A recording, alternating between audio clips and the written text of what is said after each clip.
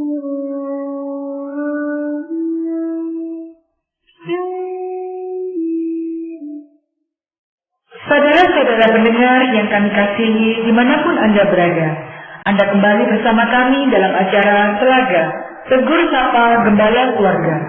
Acara ini diselenggarakan oleh Lembaga Bina Keluarga Kristen atau LBKK bekerjasama dengan radio kesayangan Anda ini. Saya Mega akan berbincang-bincang dengan Bapak Penginjil Sindunata Kurniawan MK. Beliau adalah seorang pakar dalam bidang konseling keluarga. Perbincangan kami kali ini tentang dinamika anak pendeta. Kami percaya acara ini pasti bermanfaat bagi kita sekalian, dan dari studio kami mengucapkan selamat mengikuti. Topik kita pada hari ini adalah dinamika anak pendeta. Sepertinya topik yang selalu ada dan akan selalu ada sepanjang sejarahnya, Pak Sindu. Cuman saya merasa topik ini jarang sekali diangkat. Bagaimana menurut Pak Sindu? Ya, jadi memang pembahasan kali ini untuk menolong kita menyadari hal-hal yang penting, mendasar, sehingga kita bisa mendukung kebutuhan tumbuh kembang yang baik dari anak seorang pendeta, yang sesungguhnya juga sebagaimana anak pada umumnya. Kalau dari Pak Sindu sendiri, bagaimana Pak? Selama ini dari pengalaman Pak Sindu mengamati kehidupan keluarga-keluarga pendeta dengan anak-anak mereka, apa kira-kira yang mendorong Pak Sindu untuk tertarik mengangkat topik ini, Pak? Jadi memang melihat dalam proses yang panjang seperti menjadi rahasia umum. Ya. Jadi, oh ya, memang anak pendeta dia ini, artinya dalam konteks negatif. Jadi sekian anak pendeta itu bermasalah, baik dalam perilakunya yang semau gue, ada yang kemudian jadi pemberontak dan melakukan hal-hal yang mempermalukan orang tua, atau sebaliknya sebagian tidak seperti itu, tapi tumbuh dalam model kepribadian yang tertekan, sangat menekankan pencitraan diri, rasa aman secara eksternal, dan tidak berani mengambil langkah-langkah secara lebih apa adanya. Jadi cenderungnya mungkin sebagian legalis, penuh aturan, super hati-hati, punya rasa tidak aman yang cukup tinggi. Jadi ada dalam kedua ekstrim ini. Dan memang tetap ada anak-anak pendeta yang tumbuh sehat, tapi itu rasanya akhirnya menjadi sesuatu yang luar biasa kalau bisa bertumbuh sehat. Tapi menemui anak-anak pendeta dalam pergulatan-pergulatan di masa remaja dan dewasanya itu cukup mudah. Jadi ini satu sisi kita perlu prihatin, karena itu tanggung jawab kita sebagai orang percaya. Kenapa kok anak-anak pendeta ini bisa muncul produk yang demikian? Itu juga tanggung jawab kita bersama. Iya. Kalau dari pengalaman saya sendiri ya Pak, saya agak jarang sih melihat anak pendeta yang jadinya memberontak. Tapi kalau anak pendeta yang sangat dalam tanda kutip kudus, tidak bercacat, tidak bercela, itu cukup banyak. Tapi saya juga melihat bahwa di balik jubah yang mereka pakai, sebetulnya mereka itu tertekan dengan status anak pendeta. Bagaimana menurut Pak Sindu? Ya, tepat. Jadi ada sisi yang demikian. Maka satu hal yang kita bisa kembangkan, mari izinkan anak pendeta pun tetap menjadi anak-anak. Artinya bahwa dari orang tua dan juga gereja atau komunitas pelayanan jangan menuntut sama dengan ayah dan atau ibunya yang menjadi pendeta. Karena yang jadi pendeta kan ayah dan atau ibunya, dan bukan anaknya. Dan anak tidak pernah memilih, aku mau memilih jadi anak pendeta, atau mau jadi anak pengusaha, atau anak jadi seorang profesional. Jadi mari kita lepaskan predikat tuntutan terhadap anak-anak ini. Apakah Pak Sindu ada ya Pak dari pengalaman Bapak, dinamika mereka itu sebetulnya itu seperti apa? Jadi rasa tertekannya itu apakah memang seperti itu? Apakah anak-anak pendeta itu memang memiliki hidup yang tertekan? Ataukah sebetulnya mereka itu hidupnya baik-baik saja? Ya tentu itu bisa macam-macam ya, dari sisi kemungkinannya. Satu sisi yang kalau saya ambil dari satu poin tentang ketertekanan, itu kan karena tuntutan itu tadi. Kamu anak pendeta ya, makanya kamu perlu rajin sekolah minggu. Kamu tuh juga perlu aktif layanan seperti ayah ibumu. Nanti mungkin majelis atau jemaat. Anak pendeta kok gitu sih gurawannya? Anak pendeta tuh harus pintar, kamu kok nggak pintar sih? Perilakunya kok semua sendiri, nggak boleh lari-lari kayak gitu, yang sopan anak pendeta itu. Kecil ya Pak ya? Ya, padahal ini masih anak kecil, anak SD yang memang dia tahap ceria apa adanya. Maka orang tua pun perlu beruang, ya. Jadi ada saatnya anak itu punya keinginan, Pak, aku nggak mau ke gereja, jangan. Nggak boleh, kamu tuh anak pendeta begini, kamu harus contoh buat teman-temanmu. Tanya dulu, kenapa kamu kok nggak mau ke gereja hari ini atau besok? Dialoglah dari hati ke hati.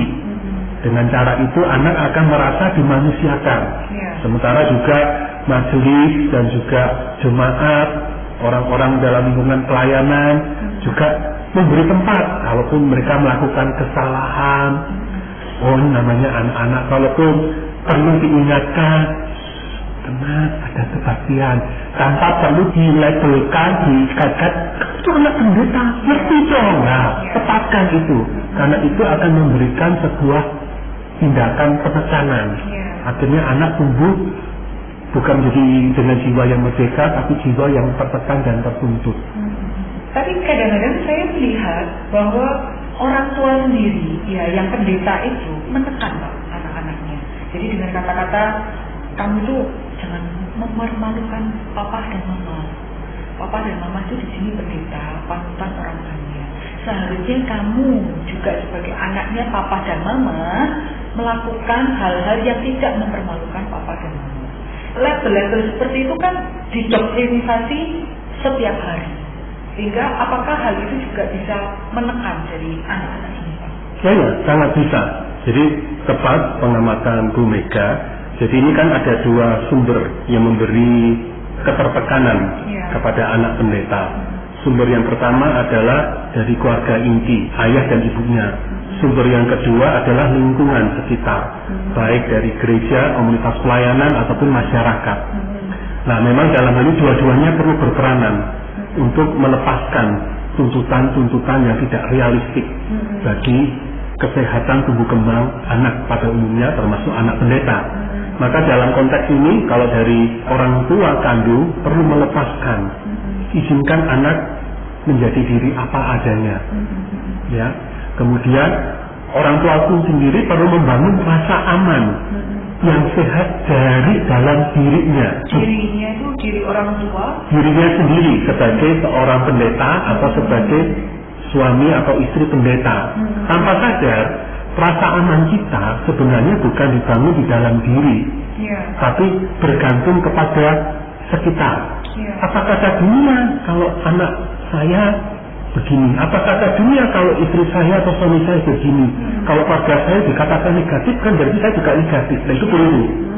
Jadi rasa aman yang sehat, penghargaan diri saya bahwa aku berharga, sekalipun aku eksis, aku aman, sekalipun pasangan nikahku, anakku punya dinamika naik dan turun, aku tetap eksis dan aman.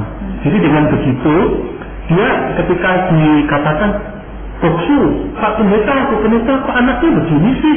Oh iya, nggak apa-apa, itu kan memang usia anak-anak. Memang seperti itu. Jadi, mestinya kan begini anak pendeta. Iya, itu kan mestinya. Tapi kan, maaf, saya nggak sepakat, itu kurang sehat. Anak perlu tetap diizinkan menjadi anak. Nah, orang tua atau diri pendeta, pasangan pendeta yang mempunyai gambar diri yang mantap, yang sehat, dia berani untuk mengedukasi bahkan jemaat ataupun komunitas pelayanan yang mungkin masih mempertahankan cara pandang yang keliru tentang anak pendeta itu harus bagaimana sepatutnya. Seperti itu.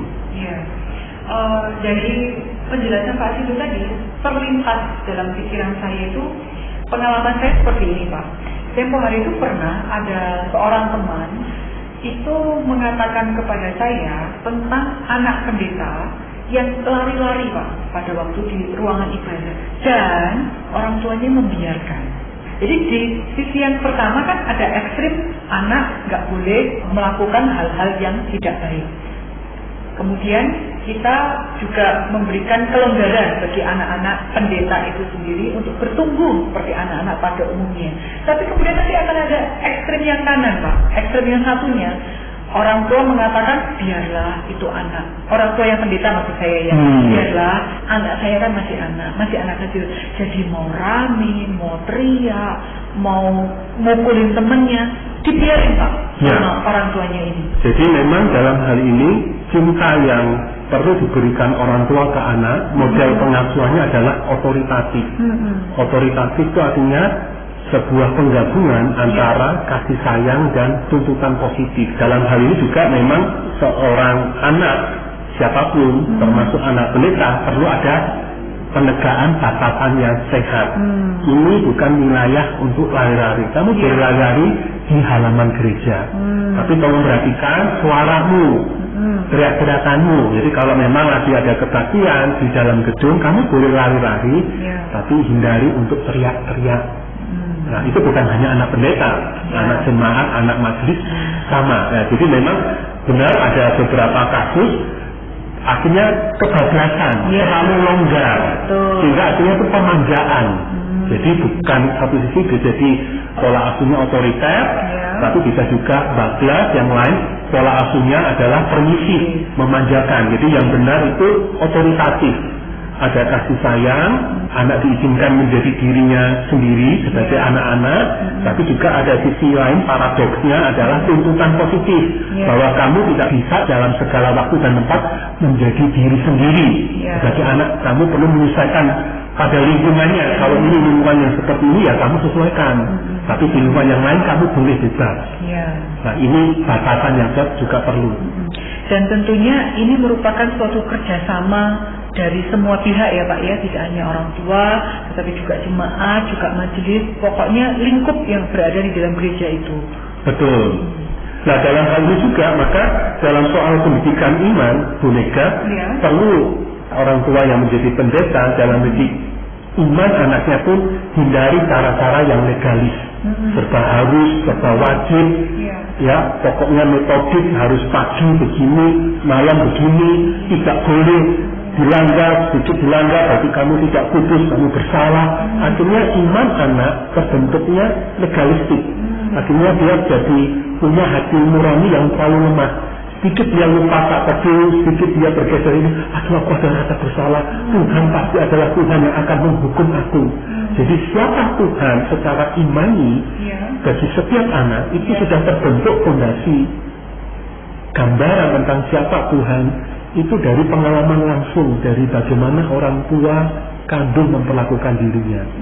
Jadi kalau kita melihat firman Tuhan dalam Ulangan pasal 6 yang disebut Shema, ajarlah, didiklah, bangunlah iman anak, itu bukan hanya dalam bentuk sebatas mesbah keluarga, saat teduh pagi, saat teduh malam, tapi dalam keseharian. Bukan hanya omong doang, omong saja, tapi lewat relasi, persahabatan, relasi kasih sayang, keseharian bermain, bersendagurau, keakraban. Nah dari sana juga itu bagian yang melekat dalam pendidikan iman dari orang tua ke anak. Jadi kita perlu lebih cair. Tetap boleh ada mesbah keluarga dan beberapa pola, tapi jangan legalistik. Berkaitan dengan hal ini Pak, orang tua kan harus istilahnya membimbing dan mengasuh anaknya itu dengan sepenuh hati sepanjang hari. Cuman kan sepengamatan saya saja bahwa sudah tidak menjadi rahasia lagi bahwa para pendeta itu kan sangat sibuk ya Pak. Pagi ketemu pagi, dari acara doa pagi sampai doa malam, dan juga disusul dengan rapat-rapat yang lain. Nah, bagaimana Pak Ibu menengahi hal ini di tengah-tengah kesibukan dan juga di tengah-tengah dia tetap harus menjadi orang tua yang sehat, yang otoritatif seperti itu? Jadi memang juga sama, batasan yang sehat perlu dimiliki oleh seorang pendeta, sebagaimana juga murid-murid Kristus yang lain, orang-orang percaya dan siapapun. Kita perlu punya namanya jam kerja, kita juga perlu punya jam istirahat, kita perlu punya waktu untuk hobi yang sehat, kita perlu punya waktu dengan Tuhan secara khusus, kita perlu punya waktu dengan pasangan nikah kita, dengan anak-anak kita secara sehat. Jadi ada keutuhan dan keseimbangan, ada batasan-batasan sehat yang perlu kita kembangkan. Jadi dalam konteks ini kadang dalam masa-masa yang terutama masa lalu dan mungkin juga masa kini mungkin masih ada berpikir begini, oh Tuhan, aku hambamu, aku urus pekerjaanmu dan sebaiknya engkau akan urus keluargaku. Kalau ada yang masih punya pandangan itu, silakan bertobat, lepaskan. Tetap berani punya anak, berani jadi orang tua. Tidak bisa kita istilahnya taken for granted. Oh nanti kasih karunia mujizat Tuhan akan mengisi tangki kasih sayangnya. Saya akan sibuk memberi kasih sayang Tuhan kepada para domba-domba gembalaannya, dan Tuhan akan menggembalakan domba-domba ketika di rumah. Tidak bisa. Tuhan sudah memberikan kuasa penciptaan juga kepada orang tua berita kepada anaknya, dan itu perlu orang tua tangani langsung. Nah bukan berarti memang 1x24 jam orang tua perlu hadir, tapi minimal salah satu orang tua bergantian mendampingi anak, dan kemudian ada saatnya bersama-sama anak dan mengisi apa yang menjadi kebutuhan anak, baik dalam kasih sayang maupun dalam tuntutan positif. Untuk mengenai masalah rumah tinggal begitu Pak, apakah kalau dari pandangan Pak Sindu sendiri, apakah cukup sehat bagi anak-anak pendeta itu tinggal di dalam lingkungan gereja dengan lokasi yang sama? Menurut Bapak bagaimana? Itu kondisi yang kadang memang karena keterbatasan ekonomi gereja, sehingga pastori rumah tinggal keluarga pendeta ada di dalam satu kompleks dengan gereja. Tetapi sejalan dengan berkat Tuhan secara finansial, saya sangat mendorong gereja berani mengalokasikan dana untuk kemungkinan pastori atau rumah tinggal pendeta dengan keluarganya itu di luar kompleks gereja, dengan tujuan supaya punya privasi, ya, dan anak-anak juga punya ruang pertumbuhan yang sehat. Misalnya anak-anak bermain di halaman rumah pastori, yang notabene adalah halaman gereja juga. Enggak, ini kebaktian nyata. Hampir tiap sore ada kebaktian atau ada ibadah, ada acara pembinaan, di mana anak bisa leluasa. Jadi untuk kesehatan sang pendeta dan anak jauh lebih baik diizinkan pastori itu di luar. Nah, nanti nggak bisa begini, nggak bisa itu, siapa yang jaga loh? Maka itu juga kembangkan, ada yang jadi bagian keamanan, atau ada juga yang namanya foster, dia kan yang bisa melakukan fungsi-fungsi keseharian di luar kehadiran bapak atau ibu pendeta itu. Wah, ini akan menjadi suatu masukan yang sangat berharga ya Pak ya, bagi gereja dan juga komunitas yang ada di sekitar gereja. Ya, sisi yang lain Bu Mega, saya mau singgung tentang kadang bahwa Pak Pendeta, Bu Pendeta itu ngomong kalau meninggalkan anak, oh ayah mau pelayanan, loh ayah mau kemana kok? Pagi-pagi sudah berangkat, kapan pulangnya? Kenapa kok pergi lagi? Ya ini mau pelayanan. Saya usul diganti, lebih baik asertif. Ayah kerja, ibu kerja. Kenapa kok pergi seharian? Iya kan kerja.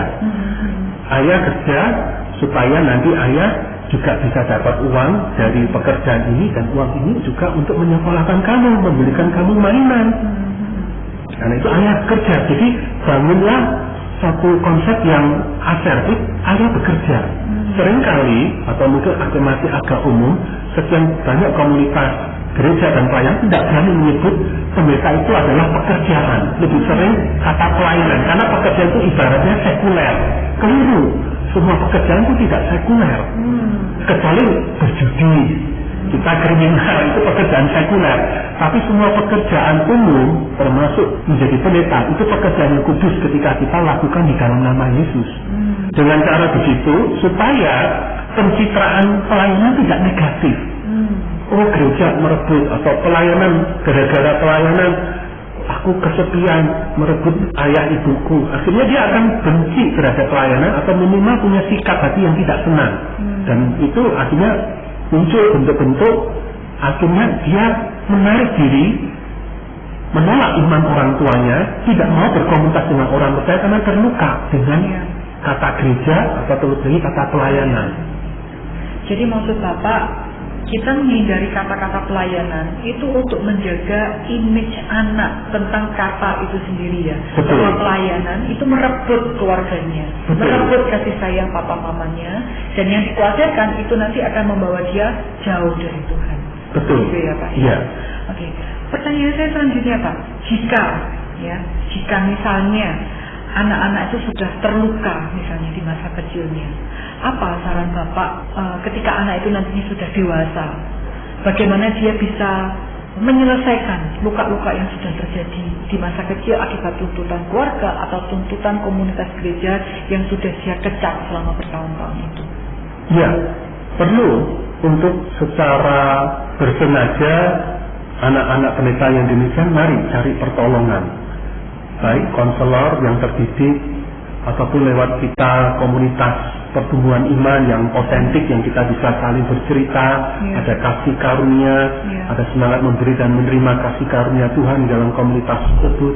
Mari, karena kalau kita membiarkan sampah jiwa itu ada dalam diri kita, termasuk sebagai anak pendeta yang sudah berusia dewasa, mau nggak mau itu akan mengganggu relasi kita di masa sekarang dan ke depan, baik dengan pasangan nikah kita, dengan anak-anak kita, mengganggu relasi kita dengan Tuhan, ataupun dengan komunitas orang percaya di masa sekarang dan ke depan.